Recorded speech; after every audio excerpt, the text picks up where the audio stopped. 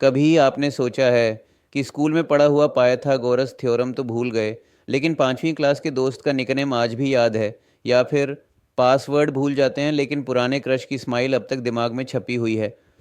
ऐसा क्यों होता है? हम चीज़ें भूल क्यों जाते हैं? और सबसे बड़ा सवाल, याददाश्त काम कैसे करती है? आज हम साइंस की गहराई में उतरेंगे, लेकिन बहुत आसान भाषा में। तो चलिए, दिमाग की इस भूल भुलैया को समझते हैं। एक, याददाश्त काम कैसे करती है। देखिए, याददाश्त यानी मेमोरी कोई फोटोकॉपी मशीन नहीं है। ये एक बहुत जटिल और लगातार बदलता रहने वाला सिस्टम है।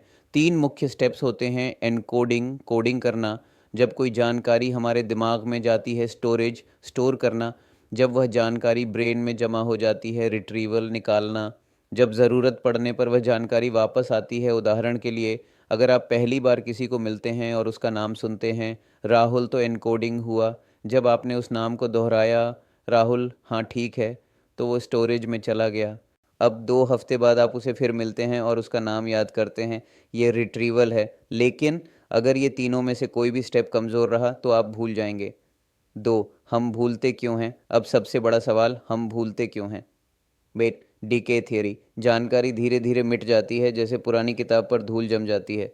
वैसे ही दिमाग में रखी जानकारी अगर यूज़ ना हो तो वो फेड हो जाती है। उदाहरण, 5 साल पहले पढ़ा हुआ इतिहास का चैप्टर जो आपने कभी दोहराया नहीं, वो दिमाग से घिस गया। 2, इंटरफेरेंस थियरी, नई जानकारी पुरानी को धक्का मार देती है। एग्जाम्पल, अगर आपने आज 5 नए लोगों से मिले और सबके नाम सुने, तो हो सकता है आपको पहला नाम याद ना रहे। नई जानकारी पुरानी यादों से टकरा जाती है। 3, रिट्रीवल फेलियर, जानकारी वही है लेकिन बाहर नहीं आ रही। मतलब वो चीज़ आपके दिमाग में है लेकिन आप रिकॉल नहीं कर पा रहे। जैसे, अरे यार, मूवी का नाम ज़ुबान पर है लेकिन याद नहीं आ रहा। इसमें कुछ समय बाद वो खुद याद आ जाती है। क्यों? क्योंकि ब्रेन खुद कनेक्शन ढूंढ रहा होता है। 3, याद रखने की वैज्ञानिक वजहें। अब बात करते हैं कि हम किन चीज़ों को आसानी से याद रखते हैं। एक, इमोशनल मेमोरी, जज्बात वाली यादें ज़्यादा स्ट्रांग होती हैं, जैसे पहली मोहब्बत, पहली हार या किसी अपनों की मौत। इनमें भावनाएं जुड़ी होती हैं, इसलिए दिमाग इन्हें लंबे समय तक पकड़ कर रखता है। अमिगडाला और हिपोकैम्पस नाम के ब्रेन पार्ट्स इसमें एक्टिव हो जाते हैं। 2, रेपिटिशन, बार बार दोहराने से याद पक्की होती है। यही कारण है कि स्कूल में रट्टा लगाने से कुछ बातें आज भी याद हैं। 3, विजुअलाइजेशन, अगर आपने चीज़ों को देखा है या कल्पना की है तो वो ज़्यादा देर तक रहती है, इसलिए हम मूवी की कहानी तो याद रखते हैं लेकिन किताब की लाइन भूल जाते हैं। Short term versus long term memory. अब याददाश्त के 2 लेवल होते हैं। ये short term memory, stay for seconds two minutes, जैसे किसी ने ओटीपी बताया, आपने देखा, टाइप किया, भूल गए। यही है शॉर्ट टर्म मेमोरी, इसका कैपेसिटी लिमिटेड है, 7+2 आइटम्स। 2, लॉन्ग टर्म मेमोरी, सालों साल साथ रहती है, जैसे माँ का चेहरा, स्कूल के दिन, गाने की धुन। लॉन्ग टर्म मेमोरी बनने के लिए रेपिटेशन, इमोशनल कनेक्शन और समझ ज़रूरी है। क्या दिमाग 100% इस्तेमाल नहीं होता? अब एक बहुत पॉपुलर मिथ है, हम दिमाग का सिर्फ 10% इस्तेमाल करते हैं। गलत, पूरी तरह गलत। एमआरआई स्कैन और न्यूरोसाइंस रिसर्च बताती है कि हम अपने ब्रेन का लगभग हर हिस्सा यूज़ करते हैं, अलग अलग कामों में। हर काम के लिए अलग नेटवर्क एक्टिव होता है, बोलने के लिए, सुनने के लिए, याद करने के लिए, गाड़ी चलाने के लिए। तो ये 10% वाला व्हाट्सएप फॉरवर्ड अब डिलीट कर दीजिए।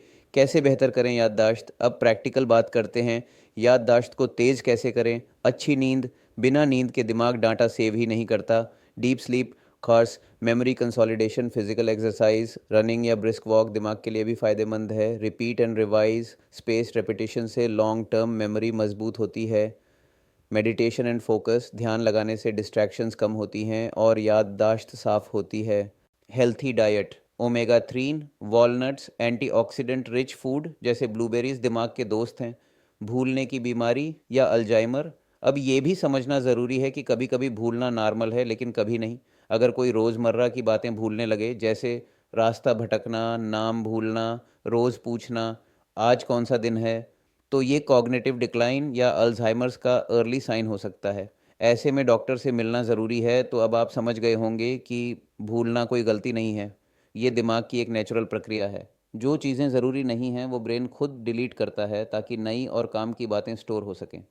हमारा दिमाग एक हार्ड ड्राइव की तरह है, लेकिन थोड़ी समझदार हार्ड ड्राइव, जो खुद डिसाइड करता है क्या रखना है क्या नहीं। अगर आपको ये वीडियो पसंद आया तो याद रखिए, लाइक कीजिए, शेयर कीजिए उस दोस्त के साथ जो हर बार पासवर्ड भूल जाता है, और सब्सक्राइब कीजिए हमारे चैनल डिजिटल मंथन को, ताकि अगली बार भूलने से पहले कुछ नया सीख सको। और हाँ, कमेंट करके बताइए आपने आज तक सबसे अजीब चीज़ क्या भूली है। मिलते हैं अगले एपिसोड में, तब तक याददाश्त को तेज़ रखिए और सोचते रहिए।